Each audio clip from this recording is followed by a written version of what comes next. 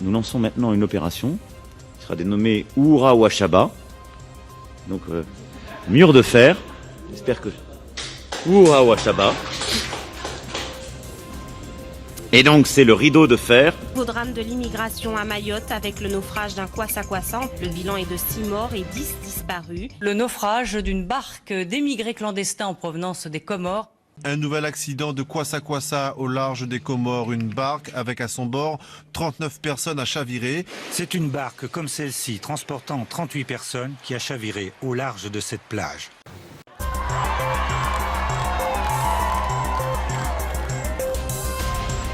Et vous l'avez chanté vous-même, si je suis parmi vous, la France.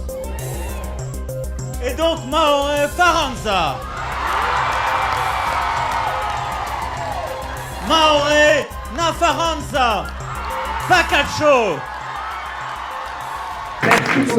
Une barque traditionnelle pilotée par 3 passeurs, ils étaient 43 Comoriens. Et par-dessus tout, ce visa controversé a causé plus de 30 000 morts en 20 ans, dans un bras de mer de 70. Dans un continuum politique, la France instrumentalise dans la violence jusqu'à aujourd'hui des minorités sociales favorables à sa politique d'occupation coloniale. Simplement, c'est pas toujours facile, effectivement. Monsieur l'ambassadeur, vous nous avez parlé beaucoup, éducation, santé, justice, agriculture. Mais quand vous demandez aux citoyens lambda, ils disent toujours que nous, on ne voit pas où va cette aide. Avant, on dit l'aide vient, va aux formations, au retage, on nous envoie des experts, l'argent part.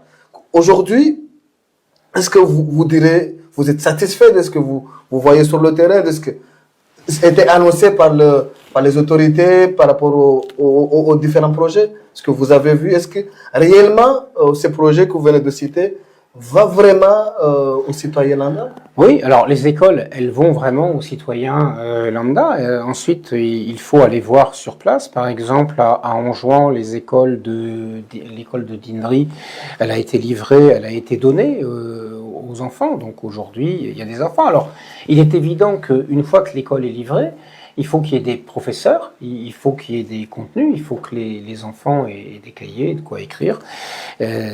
Donc c'est aussi là aux autorités et au ministère de faire vivre cette école. Mais je crois que l'école de la Coulée, par exemple, que nous avons livrée il y a peut-être 1 an et demi maintenant, elle aussi fonctionne. Donc ça, les gens peuvent le voir.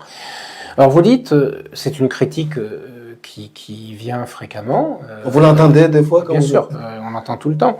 Mais tout ça, ce sont des études. Oui, c'est vrai, il y a des études aussi. Mais les études sont indispensables. De la même façon que vous n'allez pas bâtir une école sans faire de plan d'architecte. Et pour faire le plan d'architecte, faut payer quelqu'un qui est un architecte, qui dessine le plan, etc. Donc ça, c'est vrai que ça ne va pas directement auprès de quelqu'un de la population. Donc c'est vrai, il y a cet aspect études, mais elles sont indispensables. Il y a des experts internationaux, mais il y a aussi des experts nationaux. Une part importante de ces aides, en fait, permettent à des Comoriens et des Comoriennes, parce qu'on on essaie de faire attention aussi à l'équilibre des genres, à l'égalité femmes-hommes, c'est important, et bien, qui, grâce à ces projets, ont un emploi. Bonjour, Président Zilari, excusez-moi. Bon, j'aimerais bien qu'on s'arrête un peu là, puisque l'ambassade explique que ces aides sont octroyées, mais il faut qu'on fasse attention à l'égalité de genre. Je crois comprendre que c'est une promotion du LGBTisme. Qu'est-ce que vous avez compris? Pourquoi on aide un peuple et puis on les exige d'être comme eux ils sont?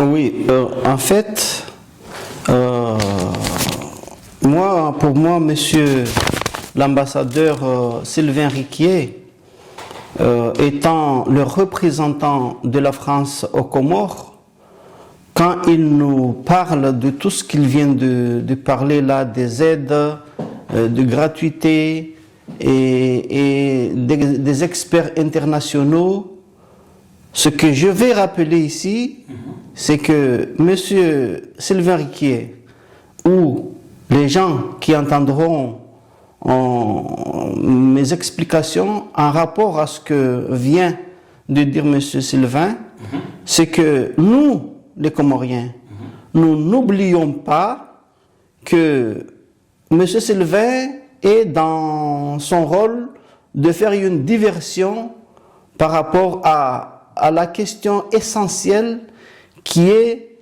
l'occupation illégale des Comores, c'est-à-dire continuer la domination néocolonialisme de la France aux Comores. Je rappelle que tout ce que vient de dire M. Sylvain Riquier, pour aider, c'est une diversion par rapport à la vraie question. Rappelons-nous récemment, quand il s'est agi du sommet qui a eu lieu, je crois, le 24 avril ou mars, je crois que c'est avril 2025, Antananarivo, Madagascar. Qu'est-ce qui... On parlait de la COI. Et quelle a été la surprise de la part de leur sbire, en tout cas de leur employé qui est aux Comores, que la France a imposé pour les Comoriens, c'était de dire que lui, il est dans son rôle, disons, d'être l'élève de grands comédiens qui s'appelait Louis de Funès. Et nous avons vu que tout de suite après, les jours qui suivaient, c'est là où M. Sylvain Riquier vient faire une diversion par rapport à ce qui a été dit. Déjà, c'était la question de réintégration de Mayotte en tant qu'entité à part. Ouais. Il s'agit ici de la participation dans l'ensemble des jeux des îles de l'océan Indien. Alors qu'on sait que Mayotte est déjà représentée. Oui, en tant qu'île comorienne. En tant qu'île comorienne, il est déjà représenté. Et si, comme eux ils qualifient ils ont confisqué cette île, ils sont déjà représentés par rapport à leur confiscation avec l'île de la Réunion. Mais nous savons que dans cette zone-là, la France est dans une démarche de vouloir tout s'approprier.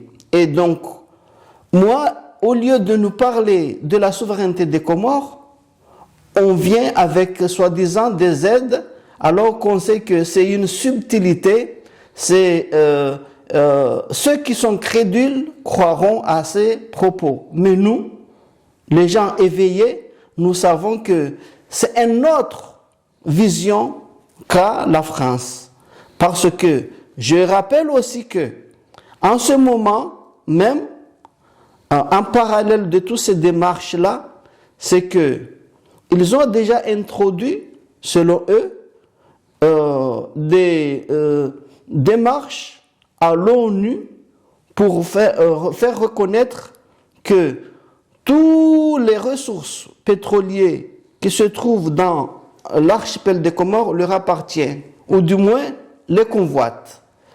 Et par rapport à ce qui a été dit à cette assemblée-là, il semblerait que Azali avait dit que c'est une provocation, etc. Mais en vérité, on sait que Azali est là pour servir la France. Parce que ce que j'entends ici, de la bouche de M. Sylvain Riquier, si c'était un vrai représentant en tant que c'est un diplomate d'un pays qui représente son pays et qui en même temps nous fait comprendre que ils ont confisqué notre territoire.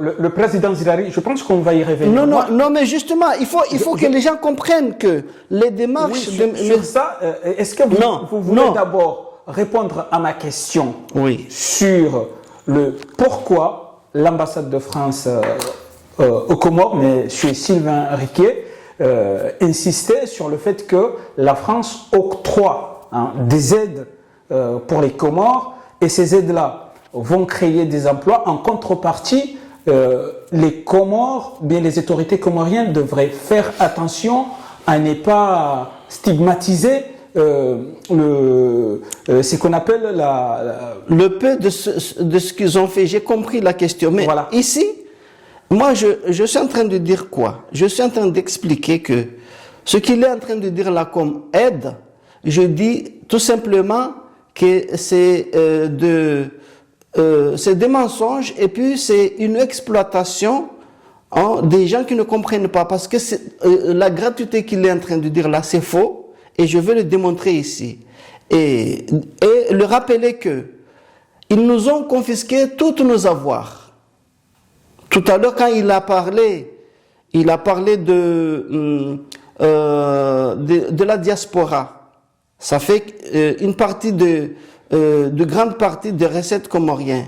Et ces diasporas-là viennent souvent de la France et d'ailleurs. Et on sait qu'ils amènent ce on devrait appeler la devise. Une devise qui permettrait justement les Comores de se doter de financement qui leur permet de commercialiser avec l'extérieur.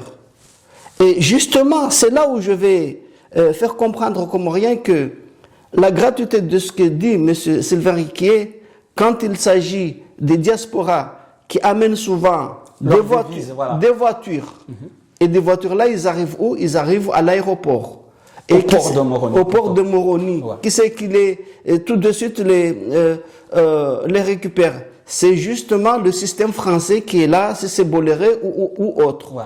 Et en plus de ça, il y a une partie, pour ce qui est des marchandises, qui sont interceptées directement dans les perceptions aéroportuaires et dans les ports de Comores. Ça, c'est tout le financement de la diaspora qui est déjà directement accaparé par le système France-Afrique français, là-bas aux Comores. Ça, c'est un.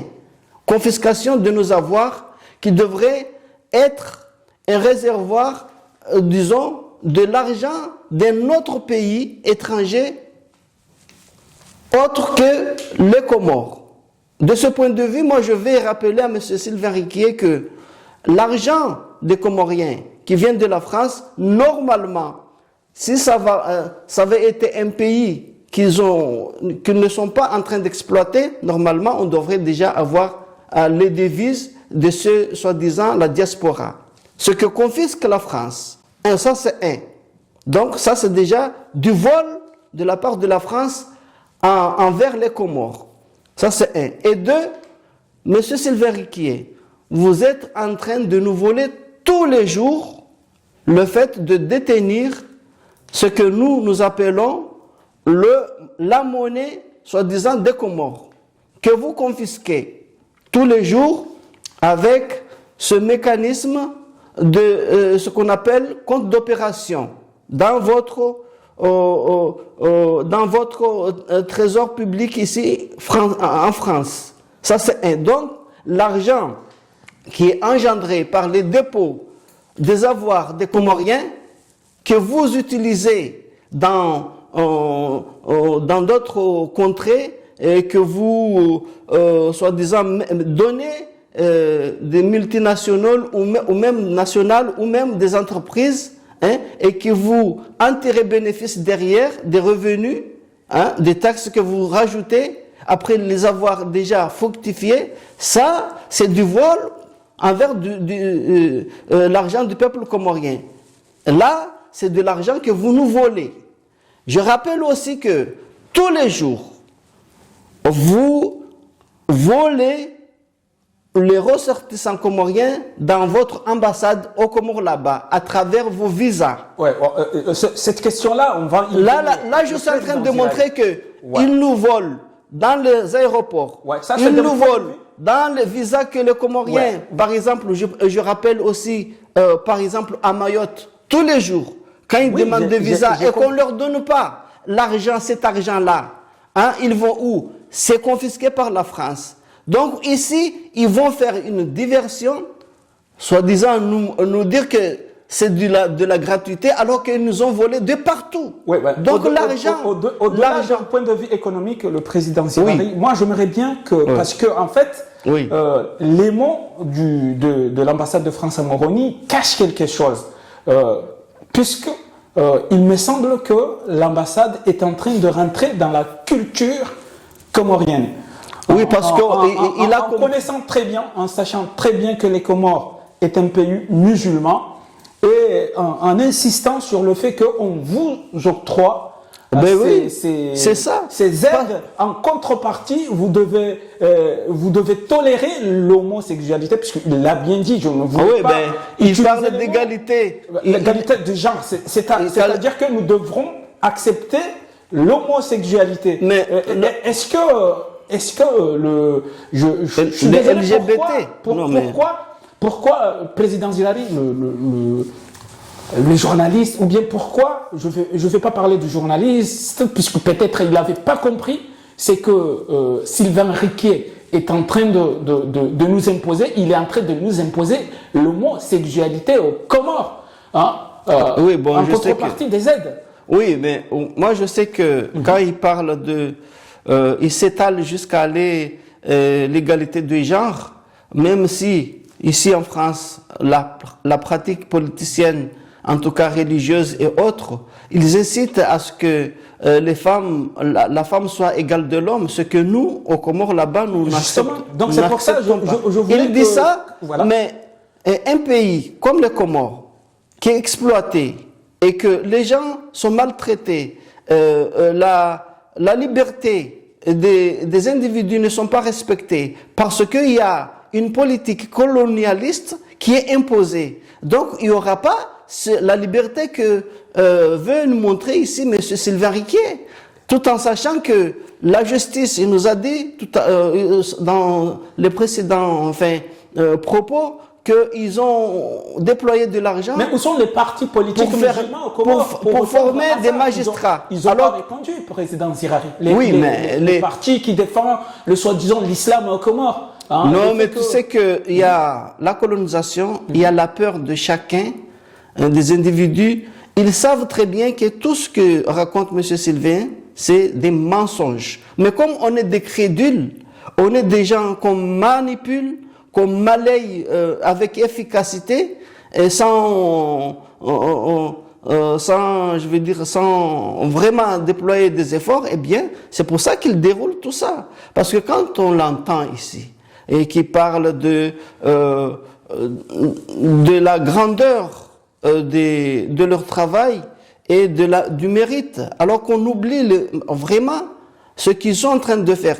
Il faut rappeler que tout ça, comme je l'ai dit tout à l'heure, que c'est une diversion. C'est qu'ils cachent un agenda qui est en parallèle de leur aide-là pour nous faire endormir pendant que eux, ils sont en train de manipuler dans ce qu'il a dit tout à l'heure, dans les instances internationales et même sur place. Leurs techniciens sont déjà au pied d'œuvre pour essayer de commencer déjà l'exploration de pétrole et là-bas, et en même temps, parallèle de ça, ils ont introduit des démarches dans l'organisation des jeux des îles de l'océan Indien, tout ça. C'est pour ça qu'ils viennent aujourd'hui avec une petite ardoise de quelques millions qui est d'abord c'est des faux. Ces défauts, promesses, souvent c'est des faux. Nous rappelons qu'en 1999, ils nous ont dit la même chose. Et on n'a pas vu l'once des milliers qui étaient promis. Peut-être il les a donnés à la famille d'Azali.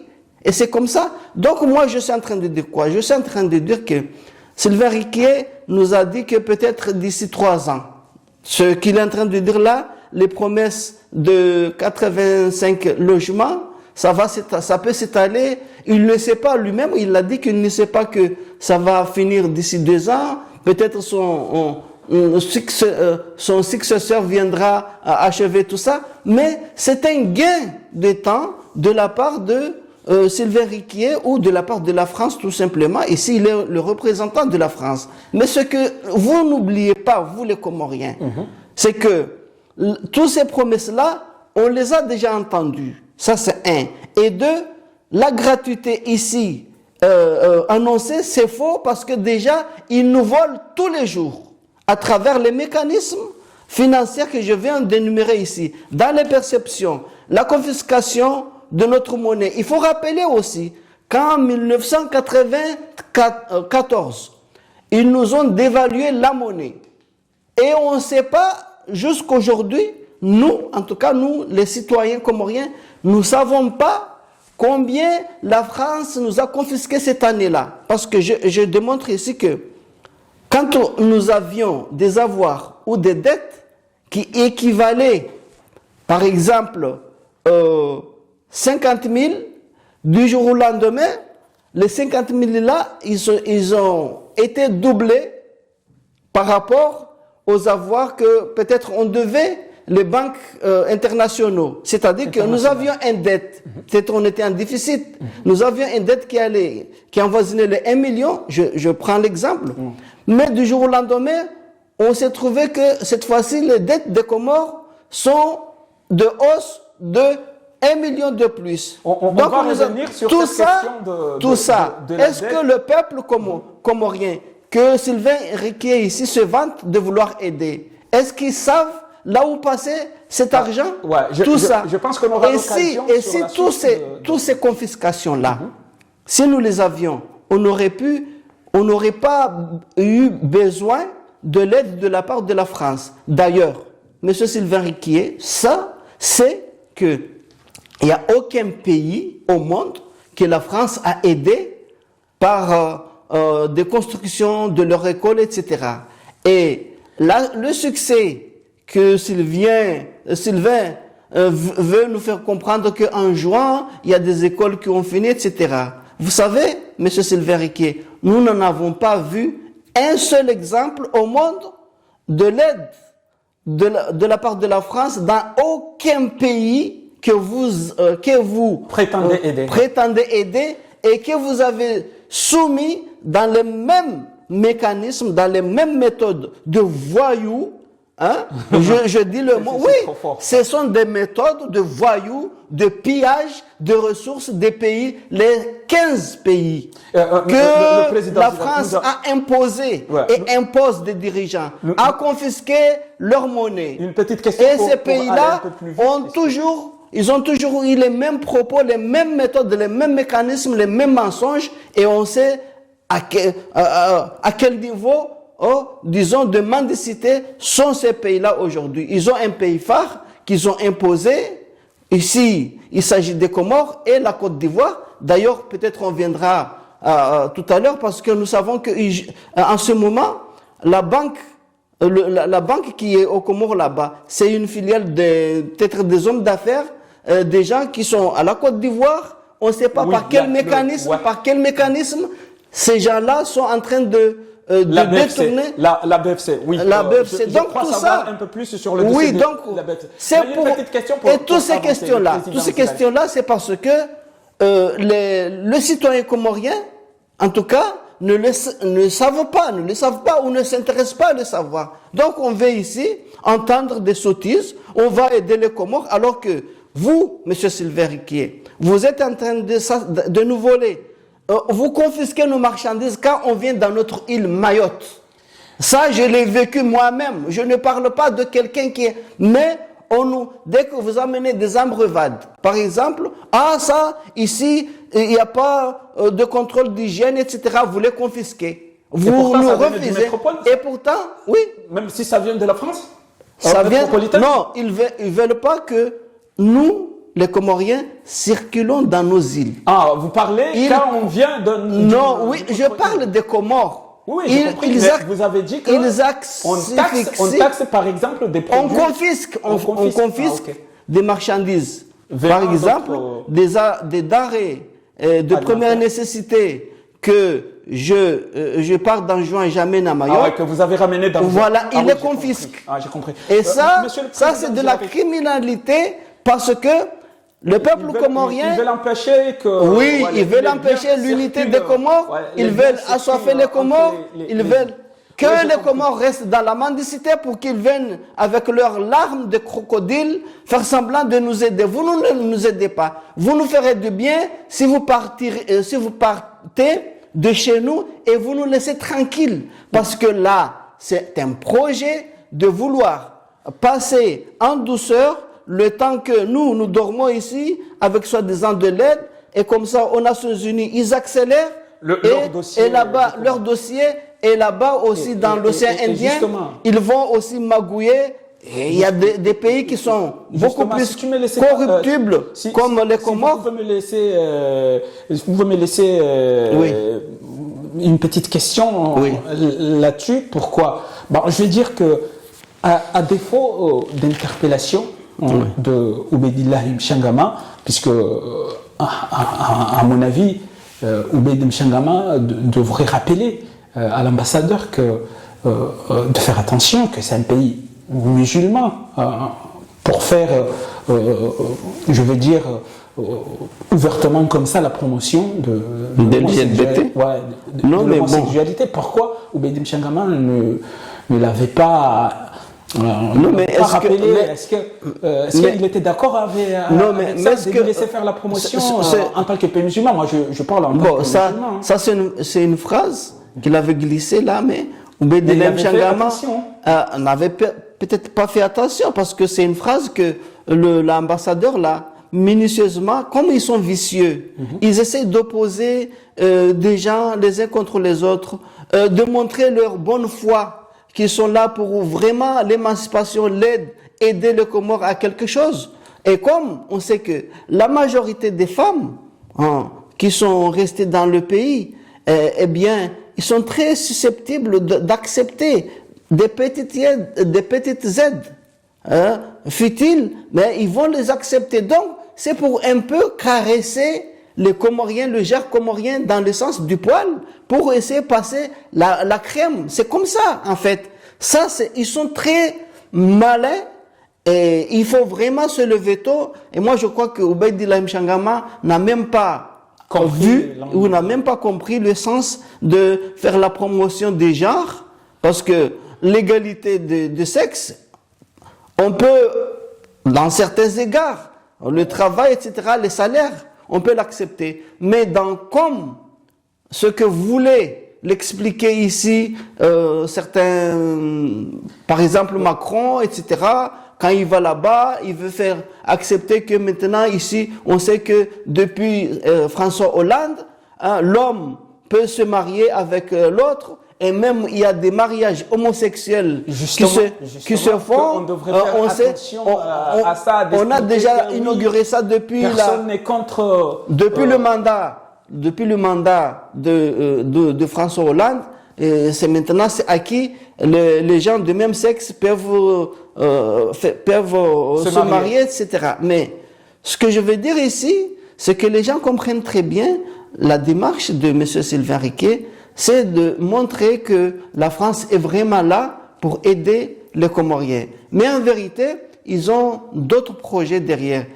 Je rappelle, parce qu'il faut que je sois vraiment bien compris, que le 1 million et les soi-disant des facilités de dépôt d'argent. On y va parce que c'est la suite, et puis après on y va le président Zilari, parce que je pense que c'est la suite, comme ça vous allez très bien expliquer cela. Ensuite, il y a des choses, c'est à chacun de se les approprier. La société de garantie que je vous ai exposée tout à l'heure, c'est vrai que c'est à chacun de se l'approprier. Mais j'entends la critique, et c'est vrai que c'est peut-être moins visible qu'un gigantesque bâtiment qui domine par ses étages la ville de Moroni, par exemple, effectivement, ou tel autre bâtiment, je ne sais pas, je ne vais pas en citer un plus que... Président Zilari, mais il parle de quel bâtiment à Moroni, de plusieurs étages qui dominent, qui sont ces bâtiments-là. Ces bâtiments-là sont visibles par rapport au projet. Pourquoi il faut que ce monsieur dit quelque chose. Il se moque des Comoriens, ou bien? Oui, mais bien sûr. Oui, là, il nous parle de cet étage.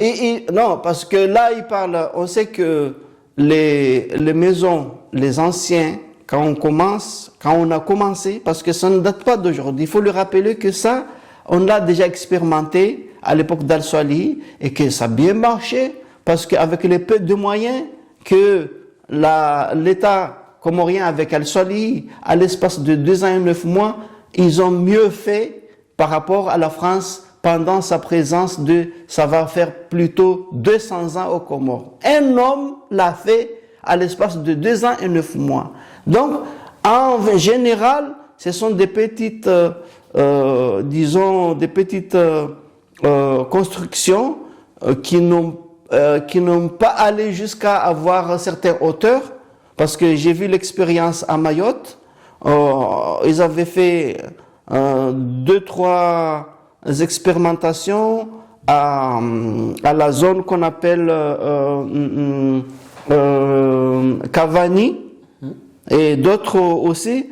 Eh bien, 15 ans après, voire 25 ans après, ils ont été obligés de les maisons individuelles construites avec les mêmes matériaux. Parce qu'il faut se rappeler que ici, la terre n'est pas vraiment le problème. Mais quand on ne l'a pas cuit, parce que la pierre cuite peut durer même 100 ans. Mais la façon dont on les fait là-bas, on les mélange avec une partie d'argile et du ciment, et forcément, ils ne peuvent pas aller loin et ils ne peuvent pas atteindre certaines hauteurs, bien sûr, parce que l'étude et les matériaux, et puis l'ambition n'est pas là, parce qu'ici on peut faire des terres cuites, et les fabriquer et faire même des étages. Donc, le mécanisme qui est mis en place là-bas et même qui a été expérimentalisé, je crois que Sambi a voulu le faire parce que ça peut se faire avec des maisons en briques. Donc, c'est cela, il voulait montrer que les constructions actuelles là, qui est en question n'est pas visible parce qu'ils n'ont pas la hauteur des buildings qui sont les 2 buildings qui sont en face de la justice, etc. Qui même des personnalités privées ont pu construire des maisons qui ont sorti quand même de la terre et qui atteignent certaines hauteurs et qui sont visibles. C'est ça en fait ce qu'il voulait dire. Mais non, ce qu'il voulait dire là, Monsieur le Président Tillari, Oubedillah était dans notre sens, dans le sens des Comoriens. Que ben oui, voilà, Monsieur l'ambassade. Vous dites tout le temps qu'il y a des aides qui coulent comme de l'eau aux Comores, mais on ne voit pas les effets de ces aides-là. Et lui, il a tenu à expliquer que voilà, les aides sont là, voilà. On ne voit pas les effets. Oui, j'ai compris. Mais on ne les voit pas comme les bâtiments où sont les bâtiments des Pourquoi ils sont moins que des Comoriens? Non, mais voilà, parce que le Comorien, il peut gober tout ce qu'on lui fait avaler. C'est ça en fait. Pendant 150 ans. 150 ans. C'est pour insulter derrière. Pendant 150 ans, la France nous a colonisés. Et on sait qu'à l'espace de, disons, 6 ans, c'est de 63 jusqu'à la mort de Said Mohamed Cheikh en 70. C'est là où on a construit le lycée Said Mohamed Cheikh et les buildings, les 3, les 4 qui sont à côté là. Et depuis, plus rien. Et il faut rappeler que cette époque-là, il y avait un petit gouvernement autonome, soi-disant, mais il était toujours sur le contrôle des finances. Il y avait tout le temps des commissaires qui étaient là, qui veillaient. Donc, s'il y a eu des problèmes de financement, etc., de développement, et d'insuffisance aussi dans les autres îles, c'est parce que il y avait, la France était là. Mais cela, on les utilise dans le mauvais côté quand on veut faire le séparatisme. On veut dire que on a déplacé la capitale, etc. Donc je ne veux pas m'étaler sur ça. Mais la question était ici que on n'a pas vu tout ce que vous dites les là. Effets des les effets, eh bien. Il suffit de dire ça parce que ils ont annoncé ça tambour battant en 1999 et on a vu que à un moment donné ils avaient entrepris, c'est-à-dire que les militaires comoriens, on les avait peut-être dotés de 2-3 bateaux de surveillance, mais c'était pour faire le travail de la France. C'était pour canaliser les Comoriens et leur empêcher de ne pas se rendre à Mayotte et ainsi alléger la souffrance de la police frontière à Mayotte. Donc, en vérité, l'argent promis, c'était destiné pour venir faire le travail de la France. Et comme ça, dans ces paradigmes-là, dans ces paramètres-là, c'est comme ça que c'est la France, hein, nous dupe, c'est de la duperie, c'est du pipeau. La France n'est pas là. Il faut juste regarder, quand il vous appelle pour faire semblant de vous donner quelque chose, regardez à côté ce qu'ils sont en train de faire. Moi, je vous dis exactement pourquoi ils ont déclenché ça maintenant. C'est parce que à côté, ils accélèrent.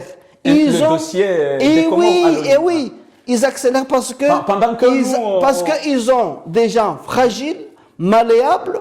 Je te dis que en ce moment, on entend beaucoup de choses. Il y a un jeune qui a été arrêté, qui a insulté la femme d'Azali, tout ça là, et il y a même l'ancien ministre de l'Intérieur qui commence à faire son camp, etc. Tout ça, c'est préparer l'esprit de revanchard et émietter les esprits des Comoriens en train de tout le temps. Pendant que nous regardons voilà, tout le temps. La France est en train de faire quelque chose de trop tout le temps, la France est en permanence en train de faire quelque chose. Quand il ne s'agit pas, là aujourd'hui, il s'agit, disons, d'un jeune qu'on a enlevé là-bas, Bachar. Mais d'ici 3 mois, là ou même un an, vous verrez qu'il y aura un camp qui va s'opposer contre Azali. Il y aura les jeunes séparatistes d'Anjoua qui vont, voilà, c'est notre tour en l'an 2019. Donc, ils sont tout le temps comme ça. Ils nous endorment. Ils nous endorment comme ça. C'est une diversion. C'est pour cela que moi, je suis en train de rappeler que la France, avec tout ce qu'il fait, il nous confisque nos biens. Je rappelle pas, il n'y a pas que de biens, parce que là, en ce moment, le projet de Uhura Washaba, qu'a annoncé Emmanuel Macron là-bas, peut-être on aura l'occasion de parler de cela, une partie des Mahorais ont compris que ici c'était pas pour venir en aide des gens qui avaient subi l'atrocité ou la violence du cyclone Chido, mais la France a commencé à vouloir exproprier les Mahorais et ils sont un peu levés.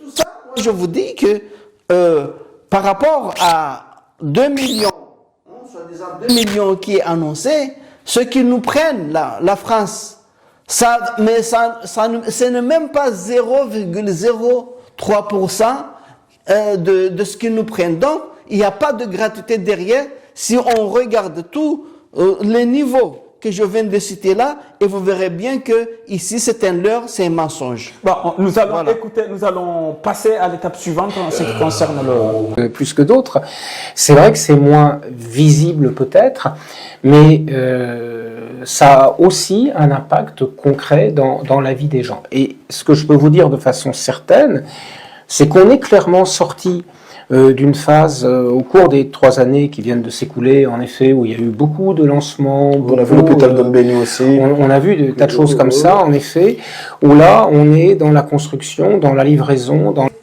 Où est l'impact que ça a fait, le fait d'annoncer qu'ils vont construire des logements? Il n'y a pas d'impact, monsieur le président, monsieur l'ambassadeur. L'impact, les femmes, c'est ce que Oumedi est en train de lui expliquer. Les femmes enjoannées sont toujours dans le grand besoin de vivre librement. Ils sont toujours dans le grand besoin d'avoir un peu d'argent pour vivre. Les femmes enjoannées, j'ai entendu il n'y a même pas un mois de ça, et il y en a qui sont... on a compris le président. Moi, je voulais qu'on passe sur l'étape suivante. Donc, il n'y a pas... L'ambassade avait parlé de 2 300 000... On ne voit rien du tout. 2 300 000 octroyés pour la société de garantie comorienne. Il s'agit de l'argent injecté dans les banques pour garantir les prêts que les banques vont devoir faire contracter aux entreprises. Oui, mais ça, Et déjà, on sait que... Bon, pourquoi ils ont ciblé le secteur bancaire alors qu'on sait que s'il y a un secteur qui devrait être aidé, c'est le secteur énergétique. Il n'y a pas d'énergie aux Comores, donc tout ce qui est investissement... De toute façon... Une deuxième question, pourquoi ils ont ciblé les banques alors qu'on sait que récemment il y a eu 3 milliards de l'argent des Comoriens qui a été dilapidé par le gouvernement, oui. Le pouvoir qu'ils ont... La Banque centrale des Comores, puisque 3 milliards c'est Nazra, je parle de, de Nazra, qui a dilapidé 3 milliards. Ce sont les banques comoriennes qui ont laissé Nazra faire ça. Moi quand j'entends, on cite de 2 millions 300 000. Monsieur Sylvain Riquier, avec 2 millions, tu ne pourras rien faire. Même un seul quartier, tu ne peux pas le doter de je ne sais quoi. Alors, il faut arrêter de prendre des Comoriens pour des imbéciles. Et puis, tu vas donner ça aux banquiers. Et avant d'aller contracter soi-disant des prêts, vous savez très bien que vous avez la même mise de tous les mécanismes financiers aux Comores. Ouais. J'avoue que vous avez la banque centrale. Et pour avoir des dettes, il faut déjà soumettre le projet et avoir des garanties de paiement, ce que n'ont pas les Comoriens. Et on sait très bien que s'il y a 2-3 individus qui vont peut-être avoir quelques centaines de mille, et cela parce que ils sont dociles envers vous, envers votre politique colonialiste. C'est cela que vous allez donner. Et puis, même si d'aventure ils n'ont pas pu payer, de toute façon, ce que vous nous prenez pourrait largement, en tout cas, éponger tout ce qu'il y a. Et puis, nous savons très bien que c'est pas n'importe qui. Peut-être que vous allez donner ça à Azali et à sa famille. Oui, justement. Parce qu'ils ont pas mal. On devrait aider le secteur. Et vous surveillez en tout cas l'argent, votre argent que vous bâtissez ici à Chamalières, il n'est pas échangeable. Je vous pose la question. Comment se fait-il aujourd'hui que le fils du sbire Azali a pu s'octroyer des sommes au point que lui, il en fait partie des gens qui ont été cités dans le machin, la Pempertz, la Pandora Pempertz. Ouais. Alors que la monnaie que vous bâtissez n'est pas échangeable nulle part. Si ce n'est que vous, dans votre réseau, quand vous avez un client et que vous voulez aider à spolier les Comores, à voler les Comores en tout cas, c'est là où avec votre concours, eh bien, ces sbires-là, eh bien, ils vont faire des placements dans des paradis fiscaux et ainsi vous soumettez ces pays-là dans des conditions mais impossibles de vivre, si ce n'est que vivre dans la mendicité et pour appeler des vautours, je dis bien le mot, qui ont besoin des ressources dans des pays et qui ont un mal et que vous confisquez les matières premières et ainsi faire semblant de venir comme étant des Pères Noël, mais en vérité, vous n'êtes que des voleurs, des bandes de voleurs. La France, la France, c'est une des rares pays qui n'a jamais cessé sa spoliation et sa colonisation aux Comores. Vous ferez bien de partir chez nous, aux Comores, et de nous laisser tranquilles parce qu'on n'aura pas besoin de votre aide si vous ne nous avez pas confisqué nos avoirs, et si vous ne nous avez pas tué les présidents qui voulaient vraiment œuvrer pour l'émancipation des Comores et pour essayer vraiment de vivre comme des pays normaux, non pas des pays qui sont soumis et qu'il y a des dirigeants qui se soumettent parce que s'ils ne veulent pas, vous les assassinez. Combien de présidents vous nous avez assassiné, M. Sylvain Riquier? Un est mort, le président. Un est mort. Une dernière question, puisque en fait, je ne sais pas si vous avez entendu, il avait parlé de la construction des écoles. On est déjà passé par là. Attendez que je finisse ma question. Le président Hilary, et il a dit que ils ont construit les écoles, mais c'est pas à l'ambassade de France. En tout cas, c'est pas à la France de payer les profs, le fonctionnement en quelque sorte. Ce n'est pas la France de payer le fonctionnement. Cela arrive après juste quelques jours qu'ils ont annoncé qu'ils vont réhabiliter, ils vont rénover le lycée de Moroni. Pourquoi est-ce que là c'est une manière d'insulter l'État comorien qui n'arrive pas à le problème c'est que le problème même est-ce que ces gens-là entendent des insultes? C'est ça le problème. Parce que mais quand on aide et puis après on s'en va, on n'a pas à insulter. Là, c'est comme si il est en train d'être un pédagogue. C'est celui un maître avec ses élèves. Oui, il montre exactement. Comment il faut faire une gestion saine. Je construis l'école, mais je ne payerai pas les profs.